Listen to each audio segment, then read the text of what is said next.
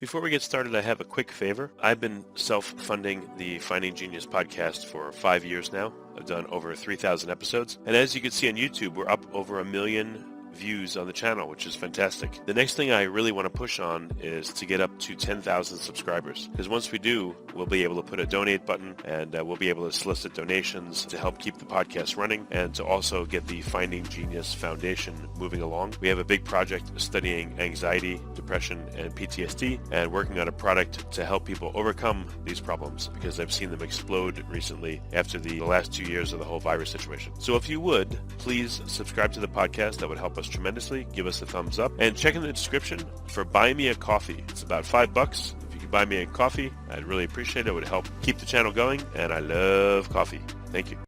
Forget frequently asked questions. Common sense, common knowledge, or Google. How about advice from a real genius? 95% of people in any profession are good enough to be qualified and licensed. 5% Go above and beyond. they become very good at what they do, but only 0.1%. are real geniuses. Richard Jacobs has made it his life's mission to find them for you. He hunts down and interviews geniuses in every field: sleep science, cancer, stem cells, ketogenic diets, and more. Here come the geniuses. This is the Finding Genius Podcast. With Richard Jacobs. Hello, this is Richard Jacobs with the Finding Genius podcast. My guest today is John Lewis. He's the founder of what's called the Virtual Legacy. We're going to talk about some real estate topics, including short-term rentals, and to find out about his Virtual Legacy company. So welcome, John. Thank you for having me, Richard. Pleasure to be here. Yeah, tell me a bit about your background first. Yeah, absolutely. So I'm originally from New Orleans, Louisiana. I joke that's where all the crazy people are from. They just kind of spread out over time. So growing up there, you want to make it out one of two ways. It's either sports or entertainment. I originally chose the sports route and played college basketball. That journey came to an end. I fell short, literally. I'm 5'8", so I was a point guard. It was tough to make it to the NBA, and that's when I pivoted into the world of business.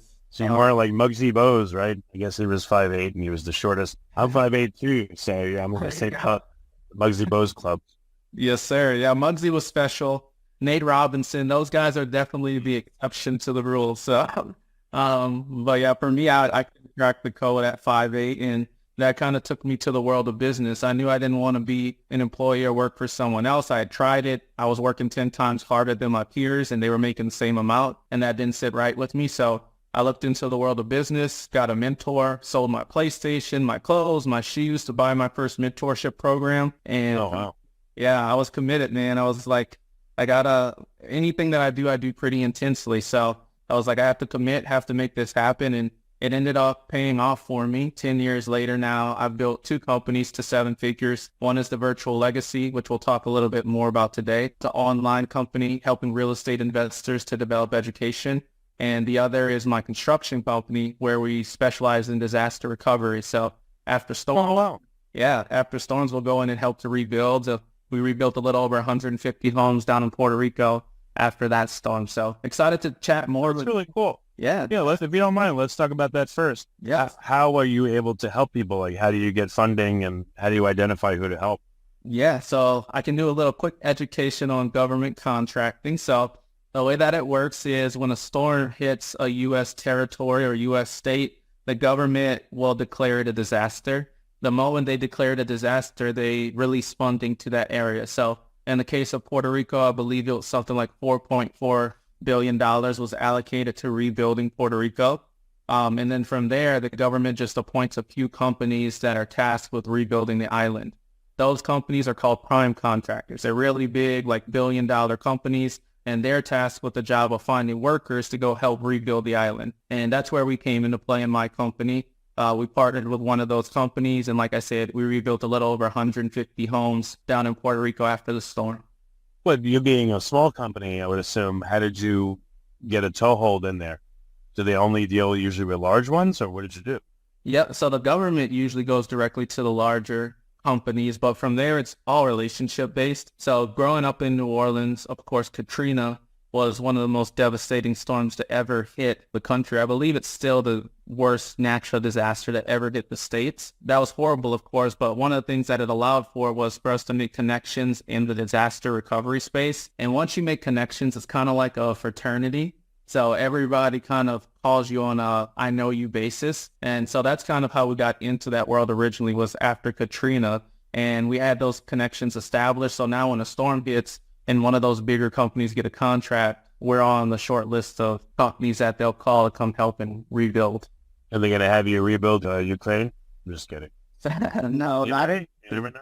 All the U.S.-based areas can get the government funding, unfortunately. It sucks because, like, to give an example, when that storm hit Puerto Rico got funding, but the Dominican was not funded because they're not U.S. territory. So, yeah, very interesting world for sure. Yeah, definitely. Well, tell me about the virtual legacy. What's that about? Yeah, so that's partnering with real estate investors, who I call like real life successful. Of course, there's a lot of people online that claim they've done certain things. What we like to do is really research the people that we partner with and make sure that they've had real life success. So a lot of my clients have built 7, 8 figure, all the way up to 10-figure portfolios. I have a few billionaire clients, but they range from multifamily real estate to wholesaling to fix and flip, Airbnb, you name it. Have a lot of different specialties. So we just partner with those experts and help them to build out education so they can teach others what they've done. Okay. And then what has been your focus in the real estate world? Like, how did you build yours? Was it short-term rentals? Was it long-term rentals, flips? Yep, great question. So I started off with wholesaling, and I always recommend that for people. And the reason why, I think it's a very foundational step in the real estate game. It really helps you to understand, number one, how to generate leads. I think that a lot of people get into deals in real estate that they shouldn't because they feel desperation. They'll see one deal, it is the deal or bust, and that makes them kind of like overcompensate when it comes to their numbers. So when you learn wholesaling, you really learn how to generate leads consistently. And a lot of times you're finding deals that are off market, so you're not competing with other people. So for me, the first course I ever took in real estate was like probably 9 years ago now by a guy named Sean Terry. He's a really big wholesale guy. Flip to Freedom, I think, was his program. And that program just basically teaches you how to go around, put up bandit signs. And so here I was, I must have been like 20 years old at the time, running around St. Petersburg and Tampa area, putting up bandit signs at like midnight because you technically aren't supposed to be doing that. And basically telling people to call me. And that's the first business that I built in the real estate world, was just a wholesaling company. And that's really how I got my start. And from there, it turned into found a place that I wanted to keep. I didn't want to wholesale it. And I did a fix and flip on a place in St. Petersburg Beach. This is crazy. It was like 8 years ago. I actually got that place for like $185,000. It was a 2-bedroom, 2-bathroom apartment on St. Pete Beach. The reason that's so crazy is because you can't get anything close to that price now in these days. Yeah. But for me, as a young guy, I flipped it and I sold it for like $250,000. And I thought, man, I just cashed out. I'm balling down. And now fast forward to now, that same property is worth about $700,000. So in hindsight, I probably should have kept the deal, but that was my first fix and flip. And then now I've really ventured into more of the short-term rental space. I think that there's a lot of opportunity there. So we're working on a short-term rental in Indian Rocks Beach, and I have another one in Indiana as well. Yeah, short-term rentals, essentially Airbnbs for people that don't know. I mean, I know it's not just Airbnbs, but is that a way just to, for people that don't know anything about STRs to just think about it initially? Yeah, we use them interchangeably because most people don't know the difference. But you're right, short-term rental is just considered anything that's 30 days or less. So technically, there can be other types of short-term rentals. Airbnb is just a platform, but Airbnb is the most common platform that people use for their short-term rental business. So we have short-term rentals specifically, and we use Airbnb as the main platform to put those up on. But there's other platforms like VRBO that you can put your property on, and other ways to market as well. You can even build a private site and market through a private site as well. Sure. Yeah, I heard, I don't know, the past few months that short-term rentals are not looking so good. So, I mean, what's your assessment of like the current market conditions for them? Is it a space where newbies should maybe stay away, or do you think it's all going well, or what do you see? I think a lot of it has to do with risk tolerance, number one, and then having the proper knowledge, number two. Warren Buffett has a statement, when others are fearful, be greedy. When others are greedy, be fearful. I think that this can apply here as long as you know where to be and where not to be. So as an example, one of the big reasons that short-term rentals are coming over under heavy scrutiny is because of regulations. It's not necessarily that they don't make money, it's that the regulations are just making it really tough to make money in certain areas. So one of the ways that I kind of get around that is I look for properties that are in areas that are unincorporated. This is super popular in areas like Colorado, and there's places that are unincorporated everywhere, but Colorado especially has a lot of just open land. And all that means if it's unincorporated is it's not governed by a municipality. So it's a fancy way of saying they can't come and shut your business down or fine you. So that's one to it, is just finding areas that are not heavily regulated, which that's one of the, like I said, one of the biggest challenges right now to have. Like not New York. I've heard, like an example, I guess New York is what is stipulated that you can't have a short-term rental. The minimum stay is 30 days plus. Is that correct? Before we continue, I've been personally funding the Finding Genius podcast for 4.5 years now, which has led to 2,700 plus interviews of clinicians, researchers, scientists, CEOs, and other amazing people who are working to advance science and improve our lives and our world. Even though this podcast gets 100,000 plus downloads a month, we need your help to reach hundreds of thousands more worldwide.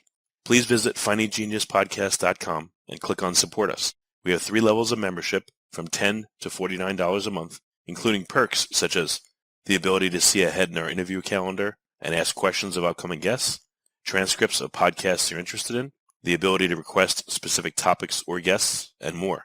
Visit findinggeniuspodcast.com and click Support Us today. Now back to the show. Exactly. Yep. The city just passed a new rule, which pretty much effectively just shut all of those short-term rentals down. Now, there's a lot of people still doing it illegally. Of course, I don't recommend that, and I'll never recommend anything that's not legal, but there's a lot of people that are still up and operating just kind of under the vest. But yeah, they effectively put those people out of business in New York City. Right. So what are some of the things that someone that's interested in short-term rentals should know? And then we'll get into what makes a good one, a viable one versus a not viable one. But right now, so you mentioned unincorporated areas, you're more likely to be safe. What are some other factors people should look for to identify good candidates? Yep. I think another thing to really pay attention to is that at the end of the day, you can't look at short-term rentals, in my opinion, just as a piece of real estate. You have to truly look at it as a business and an experience. Fun fact, the owner of Airbnb actually came out and made a statement about how they're really going to start prioritizing experiences. That's why if you look on the Airbnb app, there's a whole tab that's just called experiences, because to be honest, that's how short-term rentals can separate themselves, is people are looking for a vacation. They're looking to have fun. If you think of the hotels that you like going to, like with your family, if you're going on a family vacation, you don't want just something where you can lay your head down. Preferably, you want something that's an experience, like something that has attractions or attractions close to it. So when you think of your Airbnb, I believe a good one thinks of it the same way. It's not just how can I give someone a place to lay their head. It's how can I give someone a unique experience that they won't forget, and hopefully create a repeat customer that'll want to keep coming back and experiencing that over and over again. I think you can do that multiple ways. Sometimes you can do that by the way that you design the property itself and the amenities that you have on the property itself. Sometimes an experience is more about a location. Like I know a short-term rental that's up by the Northern Lights. It's a little tiny glass, tiny home, but it's see-through, but people can go there and look at the Northern Lights. And last time I looked, don't quote me on this, but I believe people were paying somewhere around $6,000 for a 3-night stay for a little tiny glass Airbnb that's a tiny home, but it's because the experience is seeing the Northern Lights. So that's a perfect example of how experience trumps just like a place to lay your head at. Well, I mean, even if you go to an unincorporated area, let's say in Colorado, I would guess they would tend to be more rural. You could do stuff if you had skylights in the house where you could like see the stars, or if there was a deck people could go out on and see the stars, or in the Smoky Mountains, I saw some with like hot tubs and mountain views. So I'm starting to see what you're saying, some of these experiences. Yes, sir. Yeah, we're looking at one in Colorado right now. It's not finalized yet, but we're looking to have a Clydesdale farm. So my wife's uncle actually has a full-out Clydesdale farm, which Clydesdales are the horses, the Budweiser horses, for those of you that need a visual of that. But his Clydesdales are so close to the property that we basically want it to be where people can come pet the Clydesdales, ride on the back of the Clydesdales, things like that. They'll pull them in like a carriage and things like that. So just an attraction where people can experience that, and then also experience the Sand Dunes National Park, which is really close to that area as well. So that's another example of like an experience people can have at an Airbnb. Huh, interesting.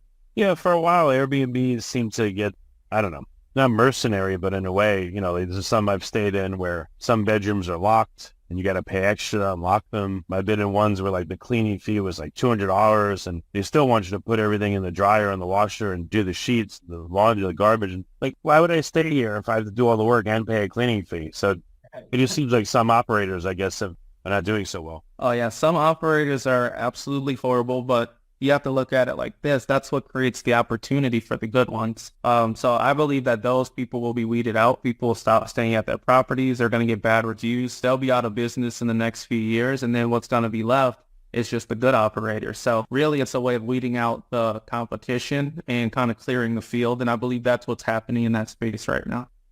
So what are some factors people should avoid when looking at STRs if they're new at it? Well, I think regulations are huge. So me personally, I wouldn't be looking in like a major city, any major city really. Of course, make sure you pay attention to the ones that have already banned short-term rentals. You definitely don't want to buy a property with hopes of making it a short-term rental there. But past there, just staying away from big cities in general, I think is a safe bet. So do your research from a regulation standpoint is number one. I would say the second thing to pay attention to is an area where people are likely to travel, because once again, it's short-term rentals are also where people want a vacation. So you're not looking at places where people are going to come and stay for an extended period of time. It's like where people are going to come and visit and have a good time. So I would definitely look for areas like that. I guess the other factor that we like to look at is easily accessible. So hopefully an airport is somewhat near. They don't have to like drive 3 or 4 hours to get there. The only caveat to this is if you have a mountain home experience. If people know it's a mountain home experience, they assume they're going to have to drive into the mountain, so you can kind of get away with it. But outside of that, you want to be relatively close to an airport so people don't have to travel far to get to your property. Yeah, I've had some where I had to you had to pay extra for parking, or you couldn't park. You had to go down the street. I know you just got to find something somewhere to park. All kinds of crazy stuff. Yeah, absolutely. Yeah, there's definitely a wrong way to do this for sure. But if you do it the right way, then it's a great opportunity. What about in terms of the, the finances of the property, the NOI? What I've heard from some investors is like if a property is not going to make it as a regular long-term rental, don't do it, because if you do the STR route and it doesn't work, now you're in trouble. You're in a heavy negative cash flow situation. So numbers-wise, what would you look for to see if it's a deal or not? Well, I think what you're kind of alluding to is having multiple exit strategies, which I think in a perfect world, yes, I think that's a great idea. I actually have a client who believes the polar opposite. So what she believes, I'll just pull from her train of thought, is instead of trying to make your property work in multiple ways, go full in on the short-term rental route. So as an example, she has a few properties up in Michigan. I'll give you the numbers behind her. So she bought it for $350,000 was the purchase price on the property. The average take home that they have per month, profit after all expenses, including, of course, there's high season, there's low season, there's obviously revenue versus profit. So I'm talking profit here. Money they put in their pocket is $5,000 on average per month in their pocket.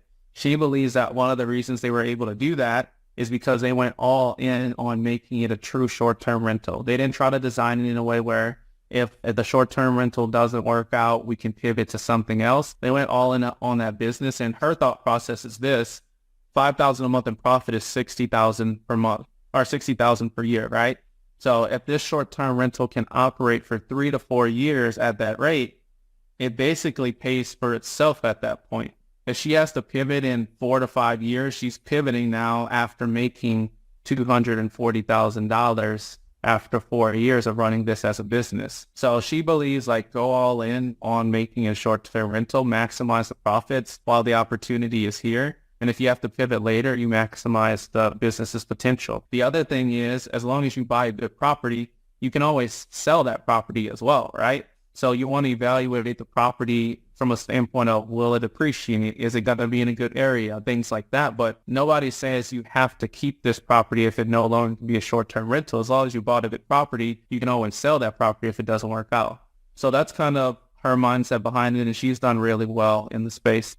Right, but what I would think would shape the market are not the people that are the best at it, but the people that are just okay at it. So, I would, like in the short-term rental space, I would guess that, not every operator is responsible financially, is a real business person. So in times like now where interest rates are high, the market's kind of okay. I know there's low inventory and stuff, but I would think it would be the average person that doesn't go all in, doesn't go whole hog. And then when there's trouble, they're like, oh, this was a bad idea. Forget it. I'm selling. I'm out of here. What does that do to the short-term rental market? Are you seeing any of that? Yeah, absolutely. I would say first and foremost, if you want to be an average investor, don't go the short-term rental route. That would be my honest take on that. I would start with long-term rentals. You can even venture into mid-term rentals. Those take a little less work. They're not run as much as a business. My scale is kind of like this. Long-term rental, in my opinion, has the least potential for income of the three, but it's the easiest to get into and the easiest to manage with a good property management company. And the scale just kind of goes up from there. So mid-term, higher earning potential, but more work. Short-term, highest earning potential, but most work and most risk. So that's kind of the scale. So if you want to be an average investor or don't want to put a ton of time into it or learn what it takes to be a top business owner in that world, I just wouldn't touch short-term rentals at all. I'd just focus on long-term rentals for now, get some cash flow coming in. I definitely think that's the safer route. But to answer your question about how the market is being impacted, I think it's exactly what I mentioned earlier, where a lot of people are being weeded out. The people that aren't fully committed to really running this like a business and being full in are not making money. So they're having to exit that market. And what's going to be left is the high-end people who really have taken this seriously and really want to build long-term, short-term rentals that are going to be here for years. Okay. Well, look, if I had two people, one was just okay, a decent STR operator, and one was really, really good, what would be the difference in the two? What do the top people do that run it really well, like a business, and what do the mediocre ones do? Yep. So it really can boil down to two things. Design and management are going to be the two biggest varying factors in a super successful property from an average or bad property. Some of the nightmares that you've already kind of told me about with your experiences, I would contribute to management, and those things leave a bad taste in your mouth, right? So I think that there's a standard of management that's just expected that you have to meet, but then there's a step past there where you can actually go into the customer experience. Small things like I have another one of my clients, she has a property that's in the cherry capital of the U.S. She's up in Michigan in Traverse City. And when you go into her property, she has cherry flavored whiskey laying out. She has cherry themed everything laying out for you to sample. She has the guide to take a helicopter tour through the leaves changing in Michigan in the fall, the leaves change, and it's beautiful. So it's not just here's your place, here's the key, good luck, right? It's an actual full-on experience that's really well thought out. That type of management can lead to obviously amazing reviews. It'll probably lead to people coming back to that property, and it allows for a charge more because people know they're getting a VIP experience. So that's how management can be different. And then the other side is design. Instead of just having a property that looks just like a long-term rental,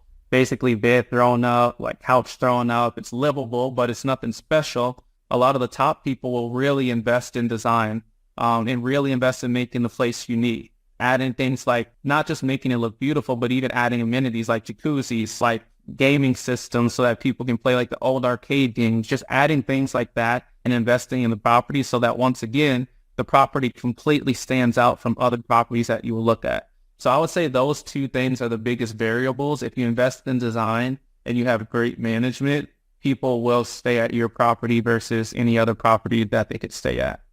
What are some of the unanticipated costs or things that you have to do that people just are, again, people that are new to STRs, what are they like? Oh man, I didn't know that. What catches them? And they're like, oh.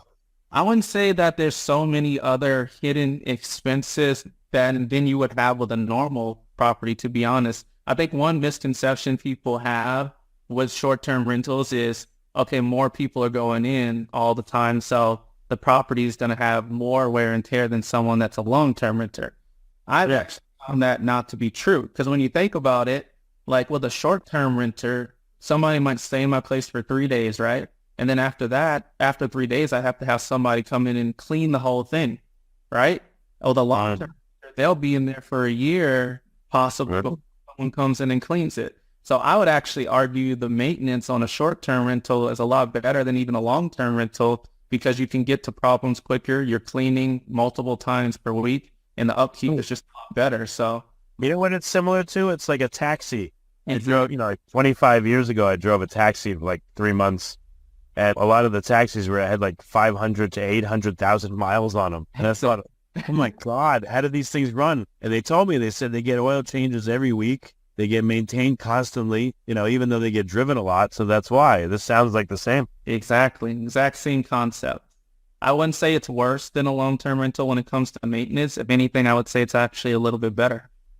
Interesting. Okay. What are some of the difficulties, though, that, again, catch people off guard? Do people get just tenants that are just completely unreasonable, like crazy monsters? Or, do you get people that trash the place? Like, what is the behavior of the people that you take in, like, versus a long-term rental? For sure. So there's a right and wrong way to do this as well. So nightmare scenario, if you don't know what you're doing, of course, you can attract partiers, you can attract ragers, you can attract people that like tear up the place. That is definitely one thing that is possible. One of the ways that you can kind of combat that is the length of stay that you have for the property. So a lot of times partiers and people that just want to pop in and have fun want to rent a place out for a day or two, but they don't really want to rent it out any longer than that. So one hack to not attracting those type of people is making your minimum stay a little bit longer. So people have to stay at least 3 days, or at least, 3 is usually the maximum you want to go to. But that way you attract more families and like people traveling for a true purpose than partiers. So that is one possibility, but there's ways to get around it. The other ways to get around it is by making your property a high-end property. Because once again, someone who just wants to party and trash the place, they're not looking for the most expensive property usually. They usually are looking for those lower-end properties that they could just have a place to party. So if your property is on the more high-end side and they have to have a longer stay, you're less likely to attract those type of people. However, that is one possibility. So that's one possible nightmare scenario. The other big thing is neighbors. So you have to get neighbors on board with the fact that you have a short-term rental. A lot of times they can be a bigger headache than even the clientele that you're attracting if you don't build a relationship. So yeah, building a relationship. What's happened with neighbors? Like, what's an example? Well, just neighbors not being happy at the fact that people are coming in and out of the property, right? Because at the end of it, if they could choose someone who just lives there versus like different people that they don't know coming in and out, a lot of times they would rather somebody that they know, right? And could build a relationship. So just getting them on board with the fact that people will be coming in and out, people will be parking their car. They might not necessarily know these people, but just ensuring them that these people are heavily vetted, there's background checks, they're not dangerous people. Just overcoming that whole curve with neighbors sometimes can be a challenge. Yeah. So how do you vet someone? You have your listing, someone, I guess, there's some that you can auto book. I remember that. And then there's some that, you have to get the owner's permission first. So what's been observed by you, with those two scenarios? Like, how do you vet people? What do you look for? Yeah, I think so. Their Airbnb profile is going to have a rating on them too, if there's any like past history there. So you'll be able to check that out. Past there, it's preferred that you have a contract and a process with them even outside of Airbnb for protection, because to be honest, Airbnb was designed to help the customer, not necessarily to help you as the provider. So it makes sense to have your own separate contracts, waivers, things like that people have to sign and go through just to make sure that you're properly protected. And then if you want to be even more extreme, I do have a client. I don't do this, but I have a client who does this, she does her own separate background checks as well. So it's something that you can implement too. I mean, it's your business. You can do as much or little as you choose to. Of course, the more you do like that, sometimes it can turn people off to want to stay there. So you want to be careful and have a fine balance. But I mean, you can do as much due diligence as you feel necessary because it's your business. So I guess, you go too hardcore. The person says, "Oh, forget it. You're ridiculous." Right. But if they don't do anything, then you can get a big problem. Exactly. Yeah. So there's definitely a fine balance there. What about furnishing them initially? Does it go by square foot? Like, what are some ballpark numbers so people would know how much it is to kit out their Airbnb? Yep. So this is where my statement of design being a huge variable comes into play. So I'll give you the example of my client, and I'm using a few client examples because they've been doing this a little bit longer and have a lot more numbers for me to give you. But one of my clients, the one in Michigan that I told you about, that bought a place for $350,000-ish and was making about $5,000 profit per month. She put about $80,000 into that property, design and amenity-wise, including like the jacuzzi, the couches that she got, the beds she got, the overall design of the property, all in was about $80,000, which is a big number, right? Like most people won't put that much or even think to put that much into a property. What it translates into is she's always booked out. She's known as one of the top premier properties to stay at. She's not even close to her competition who just bought a place and put the minimum into it. Her place just looks so much better, right? And so that's what I was kind of alluding to when I talk about like how design can be a major variable, is like if you're willing to go all in and really understand what you're going to get back from putting so much into it, you're willing to take that risk, it'll separate you from the competition. But a lot of people, they don't have that mentality. They just want to put the minimum in and hope that they can get to break even as quickly as possible. Okay. Sure. Are there any other rules of thumb in terms of like, fixing stuff up enough so that it's a decent short-term rental, but not going like crazy? Can you clarify kind of what you mean by that? Like if you're talking about like if there's a plumbing issue or if there's an issue in the toilet? Like if I have a 2-bedroom condo and I need to get it ready for short-term rental, like, on average, let's say it's 1,000 square feet. Could I get a quick estimate on how much it would be to get that sucker ready, to furnish it with the beds and everything and get everything ready to turn it into a short-term rental? Like a low, medium, or high finish where it's done okay, or it's done decently, or it's done really, really well. Yeah, let me pull up. This will be very, very quick. The rough numbers I remember, I'm trying to fact check myself, that my designer gave me would be like a low-end finish would be about $10 per square foot. Medium would be anywhere from $15 to $20 per square foot. And I believe high-end would be anywhere from like $40 to $50 per square foot. That's not a definite rule, and I'm estimating because I'm trying to remember if that's the exact numbers, but that's around the ballpark of the different ranges. So around 10 low end, 15 to 20 medium range, and 40 to 50 is higher end range. Okay. So for that theoretical 2-bedroom, 1,000 square foot, it can go anywhere from like 10,000 up to 40, 50,000. Exactly. How you want to do it. Okay. Exactly. Yeah. Interesting. Okay. So yeah, the properties are cleaned. Do you have the cleaners kind of, what are best practices there? Do they have a checklist on what to do? Do they get rewarded if they find problems? Like what should you do there? My best advice for you there is to find a good property management company that handles all that for you. Unless you're just going to be obsessed about it, even if you know the insides and outs of it, which like I said, I have clients that this is their full-time thing. It's all they do with their life is Airbnb. And they still have good property management companies that they outsource to, just because if you choose the right company, they'll pay for themselves for the level of management. And a good company will be super detailed with all of those things that you're mentioning. Checklists of everything a cleaner should do to a team. They'll find the best cleaners. They'll manage the best cleaners. They'll make sure that if for some reason you lose a cleaner, that cleaner is replaced. A good management company will also make sure when it comes to instructions for the person to get into the place, not only are they written out, but they'll even have like video tutorials of everything and every little detail. So my best advice there would be to find a property management company, do your research, find one you can trust. But if you find a good company, they'll take care of all of that stuff for you. Okay. All right. Any, just for fun, any crazy Airbnb stories of success or disaster or really strange things that happened or like unbelievable things that happened?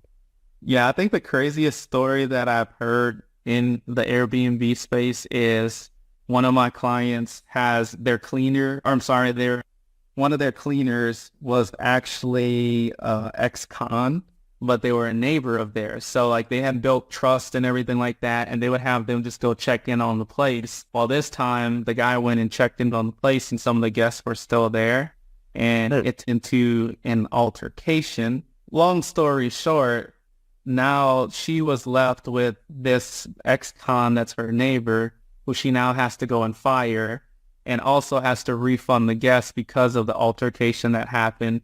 And she's like terrified because she's like, I have to fire this guy, but he's also my neighbor. He's also an ex-con. Very, very weird situation there. So that was pretty crazy. And then the other crazy story just had to do with the tenant. The tenant actually stayed at the Airbnb, dirtied a bunch of dishes just naturally because you're staying there. But instead of putting the dishes in the washing machine or just leaving the dishes out for the cleaners to take care of, they put dirty dishes back in the cupboard. So like dirty cups, dirty utensils, like they went through the time to put all that stuff back dirty. So that was the pretty unpleasant surprise to come back to. That was another client story that I have. Just sometimes crazy stuff happens in Airbnbs. But what if someone won't leave? well, it depends on what. Actually, no, it doesn't depend on what state they're in. If they don't leave, then you can have them escorted out of the property. They're short-term rentals, right? If it was like a long-term rental, if they stayed in some states, at least 30 days, then different rules apply. That's where like squatters come into play. But as long as it's less than that, it's a short-term stay. So there can't be any squatters and you can just get them escorted off the property. Well, that's good. But you'd have to, I guess, yeah, so if you have a short-term rental and you're skirting the law, let's say you're in a major city like New York, wherever, now you're screwed. So I guess that's the downside, like, yeah, if you're not supposed to have one in the first place and then that happens, what do you do? Yeah, right, exactly. Well, to be honest, though, I mean, there's ways around it. I don't think that this is necessarily a great place to lead the conversation, honestly. Sure. But technically, I don't think that the police, if they came and was going to escort someone off a property you own, they wouldn't be like, is this a short-term rental? Technically, at that point, it's just about the fact that it's property you own and someone is in there that shouldn't be in there. So that enough should be enough to get the person off the property. Okay. Yeah. All right. Well, very good. So do you work with people that are new to STRs and to real estate investing, or it's more seasoned people? And if so, how do people reach out to you for help? Yeah, absolutely. So what I like to do for people is just being more of a connector. So I don't really work with them directly, but I have a lot of clients who specialize in all types of real estate, Airbnb, short-term rentals, fix and flip, mid-term rentals, long-term rentals, wholesaling, you name it, they can help you out. So if you reach out to me at The Athletic CEO is my tag, at The Athletic CEO on Instagram, just let me know you listen to the podcast and you're interested in getting into real estate, and I'll be happy to connect you with one of my clients who can teach you out. And the name of your podcast, I mean, do you have a podcast yourself as well, or it's just the company? So my company's name is The Virtual Legacy, and brand, podcast, everything is just The Legacy Builders. Okay, good. I wanted to get the name of that. So people can listen to The Legacy Builders, learn even more, and then they can contact you if they're interested. Yes, sir. Absolutely. Okay. All right. Well, very good. Well, thanks so much for coming on the podcast. I really appreciate your wisdom and your help, John. It's been great. Thank you. Yeah, you've been awesome as well. Thanks for having me. If you like this podcast, please click the link in the description to subscribe and review us on iTunes. You've been listening to the Finding Genius podcast with Richard Jacobs. If you like what you hear, be sure to review and subscribe to the Finding Genius podcast on iTunes or wherever you listen to podcasts. And want to be smarter than everybody else? Become a premium member at findinggeniuspodcast.com. This podcast is for information only. No advice of any kind is being given. Any action you take or don't take as a result of listening is your sole responsibility. Consult professionals when advice is needed.